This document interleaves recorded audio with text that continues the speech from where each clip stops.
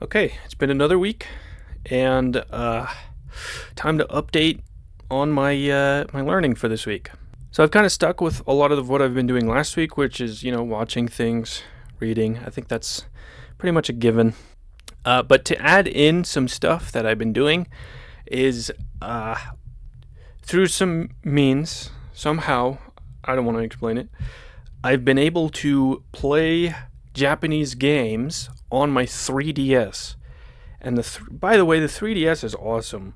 It's such a cool piece of equipment. But yeah, I've been playing some Japanese games on there, and when I was a kid, before I could even read, I was playing video games. And one of the reasons that I was able, or wanted to read, was so I could understand what I was doing in video games. A lot of video games, the entire game, the way that people communicate with you, or how you learn what you're supposed to be doing, is through reading. And I can't tell you how many times that I accidentally deleted a save file or saved over a save file and completely ruined my brother's experience playing games as a kid. So as a kid, I definitely wanted to learn how to read. I also just loved to read. Reading was fun. And anyways, I'm rambling about reading now. I've been playing this game called Fantasy Life Link, I think it is. And yeah, I don't have a ton to say about it other than it's been pretty fun to play a game and kind of try to study along the way. I will say one of the ways that you have to kind of make yourself study while doing that is looking things up, which is a pretty hard balance, actually. I think this applies to reading, to gaming, to watching anime or videos or whatever it is. However, whatever input you're using, you kind of have to look things up as you go along. And there's a really hard balance between looking things up and actually being able to have the input, because if I looked things up every time I didn't know what something was, I would be looking things up more than half of the time that I'm spending doing the thing, and that would be really miserable.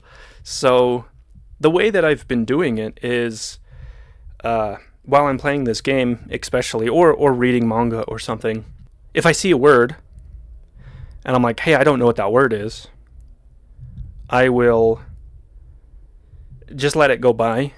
If I can kind of understand enough of the sentence and I'm like, hey, I don't know what that word is, I might let it go by and be like, okay, I can understand through context or something like that. All right, good enough. If I'm continuously seeing the same words on repeat, like within a short period of time, I'm like, hey, I've seen that word a few times now, and I don't know what it is, I'll look it up. And also, really what I should be doing is taking a note, writing it down, putting it in onto a notes folder on my phone or something of like words I looked up. That's what I should be doing. I haven't been doing that, but I think that would be a good way to memorize a lot of input. So that's pretty much it. I think that's what I've been doing, and that's kind of the method that I should be doing. I haven't really been doing that method quite as good of taking the notes. But yeah, just input. When I find a word that I don't know, if I feel like I can pick it out with context, I leave it. If I keep seeing it, I look it up. That's pretty much it. Okay. I feel like I should be speaking Japanese at least once every week as well, even if it's just a teeny tiny bit. So, 勉強のためにゲームをしている. And to speak my thought process, している is to do something, but I'm not entirely sure if that's the right usage of that. Could be やっている, which is also to do something. Or it could be 遊ぶ, to play.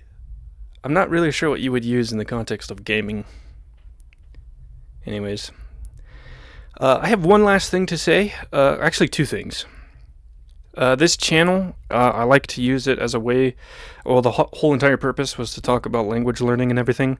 Of course, there's these weekly videos where I'm just giving updates about my study habits and everything, and I don't really mind if they're short videos or if they're long videos, I don't care. But there's some other videos that I have ideas for. Just, I want to talk about the broad topic of a specific thing, whether it be a specific word in Japanese or specific concept in Japanese or just a specific thing in language, because language is weird. Even the English language has so many things I find super interesting. So anyways, I might be doing more of that kind of stuff on this channel as well, as along with these weekly studying things. They'll probably be inconsistent videos though, so I don't know. One other thing, I just want to float this idea for anyone who might be watching. This is just an idea that I have, which is to actually read manga and like record it and go or play a game. I also want to do this in